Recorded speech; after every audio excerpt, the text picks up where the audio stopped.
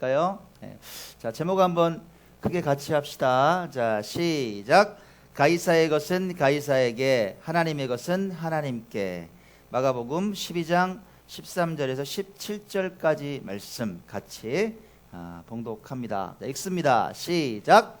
그들이 예수의 말씀을 책잡으려 하여 바리새인과 헤롯 땅 중에서 사람을 보내매 와서 이르되, 선생님이여, 우리가 아노니 당신은 참되시고 아무도 꺼리는 일이 없으시니 이는 사람을 외모로 보지 않고 오직 진리로서 하나님의 도를 가르치심이니이다.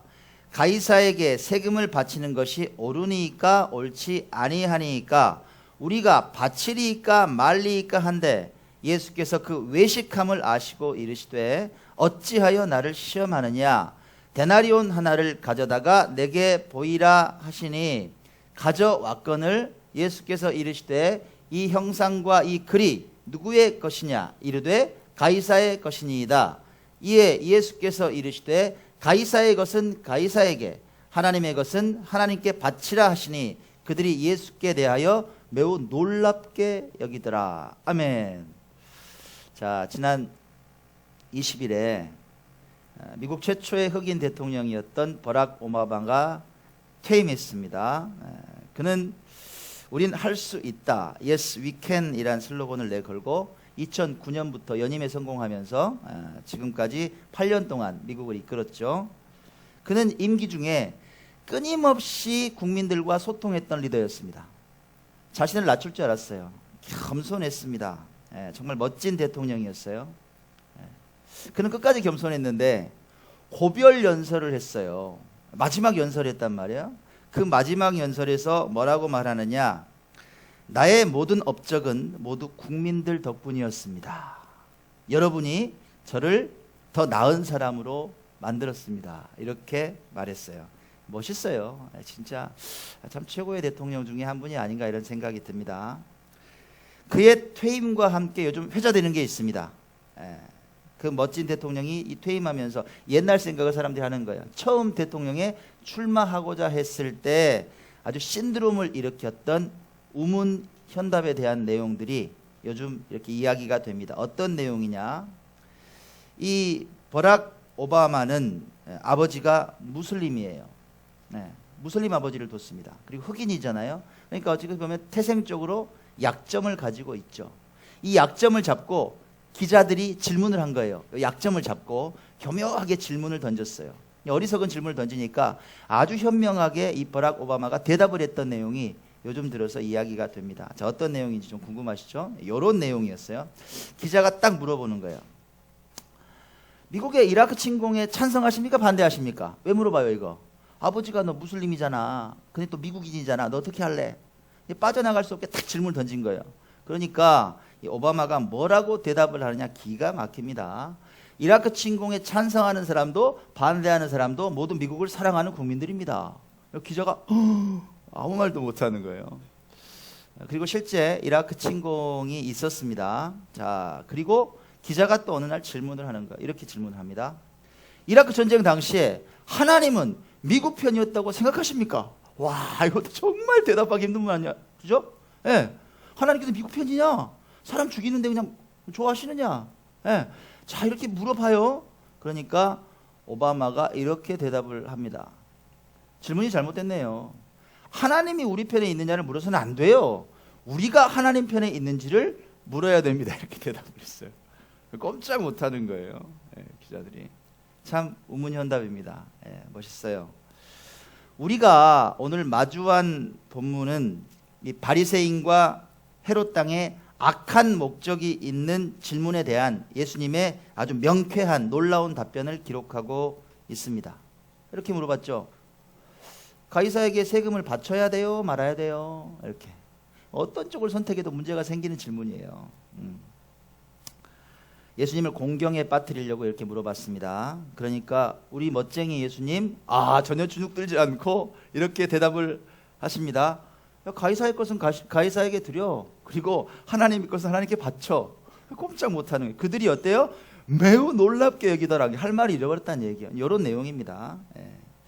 자, 오늘 이 예수님의 놀라운 답변 속에 있는 깊은 가르침을 좀 만나볼까 합니다. 먼저 깨달음에 도달하기 위해서, 우리가 뭔가를 알기 위해서 이 악한 질문이 나오게 된 당시의 시대 속으로 한번 먼저 들어가 보게요. 어떤 상황이었는지. 바리새인과 헤롯 당은 왜 이런 질문을 해야만 했을까? 한번 먼저 시대 속으로 한번 들어가 봅니다. 자, 그들은 원래요 친한 사이가 아니었어요. 견혼지간이에요. 왼수의 왼수. 그랬는데 일시적으로 지금 연합한 거예요. 그리고 악한 계획을 세웠습니다. 자, 마가복음 12장 13절에 그들이 예수의 말씀을 책잡으려 하여 이렇게 되어 있습니다. 책잡다는 말 뭘까요? 꼬투리 잡으려 그러는 거죠. 이거 이제 원어의 깊은 뜻으로 들어가면 어떤 뜻이 있냐면 마치 사냥꾼이 내가 그 먹잇감을 잡으려고 덫을 딱 놓아두는 거 있죠. 요걸 말해요. 그런 질문이에요. 이게 누가 등장했어요? 바리새인과 헤롯 당 중에서 사람을 보냈다. 무슨 말이에요? 말도 잘하고, 그쵸? 아주 좀 간교하고 이 명령을 잘 실행할 수 있는 사람을 뽑았다, 특별히. 그리고 예수님께 보냈단 말이에요. 자, 당시에 이 바리새인과 헤롯 당은 모든 면에서 대립각이었어요. 무슨 얘기냐? 당시에 로마의 속국이었잖아요, 이스라엘이. 두 진영이 있었어요. 반로마주의, 친로마주의. 반로마주의는 어디예요? 바리새인과 같은 종교 지도자들은 어떻게든 우리가 로마로부터 벗어나야 돼, 독립해야 돼, 이런 지도자들이었단 말이에요. 근데 친로마주의 지도자들이 있었다. 누구예요? 헤롯 당. 예전에 말씀드렸죠. 헤롯 당이 어떤 사람들이에요? 헤롯 대왕을 지지한단 말이에요. 분봉왕이라 그러잖아요, 우리가. 로마에게 잘 보여서 이쪽 자치권을 얻었단 말이에요. 그리고 말 그대로 로마의 시녀가 돼서 일하고 있는 그 헤롯 왕을 지지하는 계층. 그러니까 나는 잘 먹고 잘 사니까 아무 필요 없는 거야. 백성들은 굶든지 말든지. 정권을 누가 잡든지 상관이 있어요, 없어요? 없어요. 이게 친로마주의. 우리나라 같으면 누구? 친일파들이란 말이에요. 이렇게 두 진영이 양립하고 있었다. 그러니까 서로 가까워질 수 없는 사이였단 말이에요. 근데 어떻게 오늘은 보니까 둘이 한 팀이네? 이유가 뭘까? 왜? 공동의 적이 나타난 거예요. 누구? 예수님이 나타난 거예요. 아니, 그 갈릴리의 청년이 나타났는데 온 국민들이 따라가는 거야. 그리고 막 바리새인들을 막 질책하고, 헤롯 당을 질책하고 이러니까 와, 우리 인기가 떨어져. 그리고 우리 기득권이 뺏길 것 같은 거예요. 불안해요. 그래서 어때? 야, 의기투합한 거예요. 이렇게 된 상황입니다. 어떻게든지 함정을 파서 예수님의 인기를 떨어뜨려야 되고 자신들의 기득권을 지켜야 되는 상황이었다. 저 이제 설교 준비하다가 저는 좀 드라마 잘 쓰잖아. 상황 속으로 들어가 봤어요. 어떻게 얘기했을까, 얘네들이? 한번 장면을 한번 생각해 보세요. 헤롯 당하고 바리새인하고 모인 거야. 막 어떻게 해? 막 이러다가 누가 이랬을 것 같아. 좋은 방법이 하나 생각났다. 무슨 방법? 있잖아. 막 백성들이 말이야, 뭐 메시아네 뭐니 막 따라다니면서 우리 해방시켜달라고 막 떠드는데, 야, 백성들이 제일 고민에 빠지는 게 무슨 문제인지 알아? 뭔데? 야, 세금이지. 세금 많이 걷어가니까 난리잖아. 그 질문을 예수한테 딱 던지는 거야. 어떻게? 답답하네. 로마에 세금을 바쳐야 되냐 말아야 되냐 이렇게 질문하는 거야. 그럼 어떻게 되는데? 너 머리가 진짜 안 돌아간다. 생각해봐라. 로마에 세금을 바치라 그러면 그거 국민들이 들고 일어날 거 아니야, 백성들이. 만약에 바치지 말라 그러면 로마에 반역이잖아. 딱 잡혀가는 거지. 야, 어떤 대답을 해도 우리가 이겨. 됐네. 나 머리 진짜 좋다. 이렇게 된 거예요, 상황이. 그죠? 그 질문을 딱 던진 거예요. 빠져나갈 수 없는 질문을 던졌단 말이에요. 우리 세금 문제 얘기했으니까 세금 문제 조금만 얘기해 봅시다. 자, 깊이 들어가 보면 당시에 로마의 공식 화폐가 이 데나리온이에요. 앞쪽에는 누구 얼굴이 있어요? 가이사의 얼굴이 있어요. 뒤쪽에는 로마의 제사장 신의 아들이란 말이 이렇게 써져 있어요. 자, 결국 이 데나리온으로 세금을 바친다는 건 뭐냐면 우리가 누구 때문에 산다? 가이사의 은혜로 삽니다. 당신이 우리의 주권자입니다라는 걸 고백하는 일종의 행위가 될 수도 있다는 얘기예요. 그럼 이게 뭐예요? 깊이 들어가면 일종의 우상 숭배처럼 여겨질 수도 있는 상황이에요. 정말 빼도 박도 못하는 상황 가운데 질문을 딱 던진 거란 말이에요. 거기다가 로마의 세금이 작았을까요? 그럼요. 어떤 나라인데 과도한 세금 정책이 있었어요. 막 종목을 만들어서 일단 지세가 있었어요. 지세. 농사를 지어요. 로마에 세금을 바쳐야 돼요. 얼마나 바쳤을 것 같아요? 그건 좀 비슷해요. 농사 지은 곡식의 10분의 1을 로마에 바쳐야 돼요. 그리고 과일 농사를 지었잖아요. 5분의 1을 바쳐요. 20%를 바치는 거예요. 의무적으로. 거기다가 그것만이 아니라 성인 1인당 모든 소득의 1%를 또 바쳐야 돼. 그걸 인두세라 그래요. 사람 머릿수로 센단 말이에요. 거기다가 그것만이야. 모든 소득, 뭐 거래한다든가 이런 소득들이 있을 거 아니에요. 거기에 또 1%는 무조건 바치는 거예요. 예. 그런 아주 정말 많은 종류의 세금을 막 뜯고 뜯었어요. 누가 뜯어요? 로마에서 직접 뜯지 않았단 말이야. 현지인 세리를 고용했어요. 상황을 잘 알잖아요. 아니 양 집사님 집에 지금 숟가락이 몇 개 있는지 아는 사람은 옆집에 있는 사람이야. 친해야 돼. 그러니까 옆에 그 있는 그 동족 중에서 하나 뽑아가지고 세리를 삼았단 말이에요. 세리 중에 누가 있어요? 그러니까 요거도 먹었지. 삭개요. 그죠? 마태. 예? 이런 사람들이었단 말이에요. 동족을 착취해서 세금을 바쳐요. 몇 퍼센트나 바쳤느냐? 로마에 60을 줘요. 그 자기가 40을 가져. 여러분 대단한 수입 아닙니까? 목숨 걸고 뜯겠어요, 안 뜯겠어요? 목숨 걸고 세금을 뜯는다고. 아니 100개를 뜯어서 40을 내가 갖는단 말이에요. 이렇게 만들어놨어요. 백성들이 어때요? 그렇게 막 뜯겨가면서 원성이 자자했단 말이에요. 이렇게 어려운 문제를 예수님께 딱 던진 거예요. 덫을 딱 놨어요. 피해갈 수 없게. 자, 이런 질문에 예수님께서 어떻게 반응하시느냐? 첫 번째, 바로 대답하지 않으시죠. 네, 어떻게 반응하시냐? 이렇게 반응하십니다. 악한 질문에 대해서 예수님께서 야, 데나리온을 좀 가져와 봐. 이렇게 얘기를 하십니다. 가져오니까 예수님께서 이렇게 물으십니다. 자, 이 데나리온에 있는 이 형상과 이 글이 누구 것이냐? 뭐 몰라서 물으셨겠어요? 자, 질문을 던지셨어요. 그러니까 사람들이 뭐라고 대답합니까? 이렇게 대답합니다. 가이사 건데요? 로마 황제가 있는데요? 이렇게 대답을 합니다. 왜 예수님께서는 이렇게 물으셨을까? 뻔한 거 아니에요? 우리 눈앞에 있는 거. 우리 현실인데 왜 현실을 보게 하셨을까? 그건요, 하나님께서 이루어 가신 역사를 똑똑히 기억하고 살라는 거예요. 잊어버리지 말고 현실을 똑바로 보라는 거예요. 헛생각하지 말고. 자, 우리 이스라엘 역사를 한번 생각을 해봅시다. 여러분, 이스라엘 백성은 약속의 백성이죠. 그죠? 그렇잖아요. 제가 질문하면 떨지 마시고. 괜찮아요? 네. 이스라엘 백성들은 약속의 백성 맞죠? 하나님이 선택하셨잖아요. 축복의 백성이잖아요. 약속하셨잖아요. 그렇죠? 그러니까 좋은 일만 있었네요? 그랬나요? 맨 축복된 일들만 있었나요? 안 그랬어요? 그러면 그들이 죄 가운데 빠질 때, 범죄할 때 어떻게 하셨나요? 하나님께서 징계하셨죠. 우린 너무나 잘 알고 있잖아요. 징계하셨죠. 예. 우리 사사기에 보면 영적인 암흑시대를 지날 때 어떤 나라를 들어 쓰셨어요? 미디안도 들어다 치게 하시고 블레셋도 들어다 치게 하시고 이스라엘 백성을 박살내셨단 말이에요. 예, 그런 역사를 우리가 봐요. 자, 그럼 포로 시대에 대해서 우리 공부했어요, 예전에. 그죠? 포로 시대에 어떤 나라가 들고 일어납니까? 북이스라엘을 어떤 나라가 침공해요? 아수르가 멸망시켜버리잖아요. 포로로 끌고 가버리잖아요. 남유다는 또 어때요? 예. 바벨론이 들고 일어나서 포로로 끌고 가버리잖아요. 우리 지난번에 공부 다 했단 말이에요. 공부 안 하신 분들이 지금 헷갈려요. 예, 눈빛을 보면 알아요. 자, 예. 하나님께서 이루어 가시는 역사가 이스라엘 가운데 있었다. 자, 무슨 얘기냐? 그러니까 니들이 지금 가이사를 보잖아. 지금 로마의 이스라엘 지배도 그냥 이루어진 거다 아니다. 이해가요? 예. 하나님의 허락하에 일어난 일이다. 이걸 알려주신단 말이에요. 이거 우연 아니다. 하나님의 뜻이 있는 역사다. 예수님 뭐라고 말씀하셨어요? 참새 한 마리도 하나님께서 허락하시지 않으면 떨어지지 않는다. 잘 생각해라.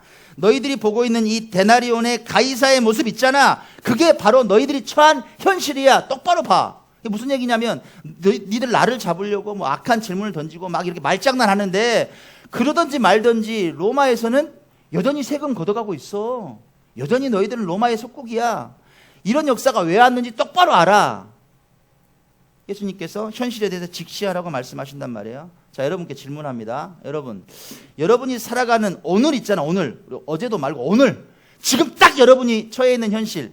그 우연이에요? 아니면 하나님의 주관하심이 있어요? 그거 믿으세요? 그럼요. 하나님께서 섬세하게 주관하시는 역사가 있다는 얘기예요. 자, 그런데 똑같은 오늘을 살아가는데 상황이 여러 가지라는 말이에요. 어떤 분들은 기쁨과 희망이 넘치는 분들이 많아요. 있을 수 있어요. 왠지 막 요즘 하는 일마다 막 잘 되고 막 풀려가는 것 같고 예전에 어려움들이 없어지고 이런 분들이 있어요. 하나님께 더 가까이 나아가는 것 같고 이런 행복감 속에 있는 분들이 있어요. 반면 어떤 분들도 있느냐면 왜 내 삶에는 이런 아픔과 고난이 연속되지? 멈추지 않지? 왜 계속되냐고. 눈물 속에 살아가는 분들도 분명히 있어요. 그렇죠? 자, 중요한 건요. 이유가 있다는 거예요, 여러분. 이유가 있어요. 뭐냐? 내가 뿌린 과거의 씨앗이 결국 오늘을 만들어내는 첫 단추가 되었다는 사실을 잊어버리면 안 된다는 얘기예요. 이스라엘 백성을 보면 하나님께서 개입하신단 말이에요. 자, 그 씨앗이 하나님 보시기에 선한 씨앗이었든지 악한 씨앗이었든지에 따라서 하나님의 개입이 분명히 있었다. 곰곰이 생각해 보세요, 여러분. 분명히 있었다. 분명히 있었다. 저는 있었거든요. 네, 저는 있었어요. 하나님께서 제 삶 가운데 놀라운 일들을 많이 주셨어요. 뭐 상상하지도 못한 기적 같은 일들이 있어서 제 삶이 막 일취월장했을 때가 있었어요. 놀라운 위치까지 막 올라갔을 때가 있었어요. 저같이 말도 안 되는 인간이 어떻게 그렇게 학교에서 교수를 하고 무슨 막 어떤 재단을 막 이끄는 리더를 하고, 예? 말도 안 돼요. 제가 생각해도 막 이해가 안 간 그런 인생을 하나님이 선물로 막 주시더라고. 정신을 못 차리게 갔어요. 그런데 그 선물 받고 하나님 감사합니다. 내가 납작 엎드려야 되는데 인간이 그래야 안 그래요? 목이 고다지더라고. 이제 완전히 뭐 천상천하 유아 독존이에요. 그냥 뭐 무서운 게 없는 거야. 내 맘대로 살았어요. 진짜. 하나님께서 여지없어요. 그것도 경고사격을 딱 날리시는 거예요. 앞으로 일어날 일 딱 보여주시면서 하나님의 징계 채찍이 날라오더라. 저는 경험했어요. 제가 이 교회를 개척하고 여러분을 만난 거 우연일까요? 아니요. 아니에요. 오늘 우리에게 예수님께서 말씀하신단 말이에요. 네 앞에 있는 가이사의 얼굴을 잘 보라고. 무슨 얘기예요? 현실을 똑바로 보란 말이야. 직시해라. 오늘이 왜 왔는지 그걸 깨달으면서 살아가라는 얘기예요. 그냥 온 게 아니다. 네 과거 일들을 한번 돌아보라는 얘기예요. 여러분, 우리가 기억할 건 있어요. 뭐예요? 하나님께서 어찌 되었든 여러분이 어떤 상황에 있든 하나님께서 조정하시고 간섭하시고 더 좋은 길을 주신다고 역사하고 계신다는 사실을 절대 잊어버리면 안 된다는 얘기예요. 절대 잊어버리지 말라. 현실을 직시하라. 자, 예수님의 현답의 결론은 뭡니까? 우리 이미 뭐 설교 제목에서 봤고 이미 우리 알고 있지만 이 현명한 답의 결론은 뭐냐? 이거죠. 가이사의 것은 가이사에게, 하나님의 것은 하나님께 바치라. 예. 여러분은 어떤 생각이 드십니까? 무슨 뜻이 담겨 있는 것 같아요? 무슨 뜻이 담겨 있을까? 스터디를 좀 해봤더니 한 주석가가 이런 해답을 이렇게 이제 좀 적어놨습니다. 소개할게요. 자, 예수님께서는 무리들에게 두 나라의 시민된 의무를 가르쳐주고 계신다. 즉 성도들은 하나님 나라의 백성인 동시에 세상 나라의 백성이다. 그렇기 때문에 이 땅에서 백성의 의무를 다해야 하는 동시에 하나님 나라 백성의 의무도 이행해야 한다는 진리를 우리에게 말씀하신다. 제가 뭐 부연 설명 안 해도 이해 가시죠? 그죠? 어려운 내용 아니죠? 두 나라의 백성이라는 거예요. 양쪽 다 잘하라는 거예요. 그렇게 진리를 가르쳐주고 계신다. 그러니까 크리스찬이라면 세상에서의 책임 그리고 하나님 나라에서의 책임을 다 균형 잡힌 삶을 살아가야 한다. 요걸 이제 알려주신다. 요 내용입니다. 다른 여러 서적도 봤는데 대동소이해요. 예, 저도 깊이 묵상해 봐도 그렇습니다. 조금 더 들어가 봤어요. 그러면 이 균형 잡힌 삶이란 뭘까? 이 시대의 크리스천들은 어떻게 살아가고 있을까? 과연 예수님의 가르침대로 살아가고 있을까? 어떤 유형들이 있을까? 생각해 봤더니 오늘 예수님의 말씀대로 가이사의 것과 하나님의 것에 대한 요 말씀에 대입해 보니까 딱 네 가지 유형으로 나오더라고. 네 가지 유형으로. 정리 한번 해봤어요. 자, 어떤 유형일까? 자, 첫 번째는 가이사의 것도 드리지 않고 하나님의 것도 드리지 않는 크리스천이 있을 수 있다. 무슨 얘기냐? 이 사람 살아가는 걸 봤더니 세상에서도, 죄송해요, 격한 말 하면 할게요, 세상에서도 개판이야. 자신의 책무나 의무도 진짜 게으른 사람, 막 뭔 일 시켜놓으면 막 문제 터지고 뭐 정리가 안 되고 이런 사람이 있어요. 하나님께는 잘하느냐? 천만의 말씀 만만의 공덕이죠. 하나님께 인색하기 그지없는 인생. 양쪽 다 낙제점인 인생이 있더라. 그죠? 있더라. 두 번째, 어떤 유형이 있느냐? 가이사의 것은 잘 드리는데 하나님의 것은 드리지 않는 사람도 있겠다 하는 생각이 들었어요. 자, 어떤 유형이에요? 세상의 일에는 열심히 땀 흘리고 노력하는 거죠. 잘 살아보세. 새벽부터 12시까지 끝까지 잘 살아보세. 열심히 살아요. 최선을 다해요. 성과도 있어요. 너무너무 좋아요. 근데 하나님께서 기뻐하신 일에는 인색하고 움직이지 않는 사람이 있다. 크리스찬 중에서 있다. 그죠? 이런 유형이 있을 것 같아요. 세 번째 유형이 어떤 유형일까? 이 사람은 가이사의 것은 망가고 하나님께만 올인하면 내 인생 돼. 이렇게 생각하고 살아가는 사람들도 있더라 이 말이에요. 무슨 얘기예요? 예. 하나님께만 세상 일을 막 접어두는 거예요. 예. 이것도 문제죠.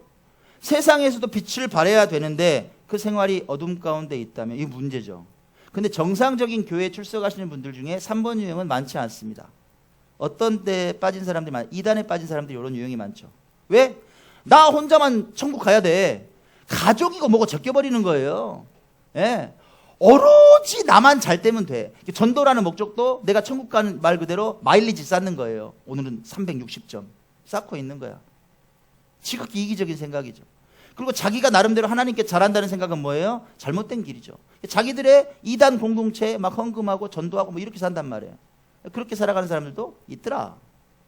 네 번째, 어떤 사람들이 있느냐? 가장 균형 잡힌 삶이죠. 가이사의 것에도 책임을 다하고 하나님의 것에도 책임을 다하는 삶이죠. 세상에서도 빛과 소금이 되고 교회에서도 모델이 되는 그런 삶입니다. 이렇게 네 가지 정도로 구분이 될 것 같아요. 여러분께 질문합니다. 여러분은 어떤 유형이에요? 1번이에요? 2번이에요? 3번이에요? 4번이에요? 예. 자, 그러면 이 전통적인 교회, 우리가 정상적인 그런 길들 안에 있는 교회 안에는 어떤 유형의 분포가 많을 것 같습니까? 1번이 많을 것 같아요? 2번이 많을 것 같아요? 3번이 많을 것 같아요? 4번이 많을 것 같아요? 예상이 좀 되세요? 저는 생각해 보니까 제가 지금까지 신앙생활한 걸로 결론을 봐서는 굳이 얘기를 하자면 2번과 4번이 많다. 저는 이렇게 결론이 났어요. 1번과 3번보다는 2번과 4번이 많다. 우리 교회 퍼센테이지는 어떨까요? 몇 퍼센트로 나뉠까요? 2번과 4번이? 예, 해답은 여러분께 맡깁니다. 예, 자, 하지만 제가 바라는 게 있어요. 바라는 게 있습니다. 뭐예요? 사랑하는 여러분 모두가 네 번째 유형의 균형 잡힌 크리스천이 되는 겁니다. 아멘? 아멘. 그런 복을 받으시기 바랍니다. 예. 결론을 맺을게요. 서론에 제가 미국 대통령 얘기했잖아요. 예. 그러면 글의 구조상 또 대통령 얘기 한 번 더 나오는 게 좋아. 그래서 이번엔 미국 대통령은 했으니까 한국 대통령 얘기를 좀 해보죠. 예. 헌재가 지금 탄핵안 심리하고 있습니다. 여러 가지 이슈가 있는데요. 그 중에 핵심 쟁점 중에 하나가 뭐냐면 세월호 7시간에 대한 문제예요. 당일 사라져버린 7시간. 대통령은 과연 뭐 했느냐?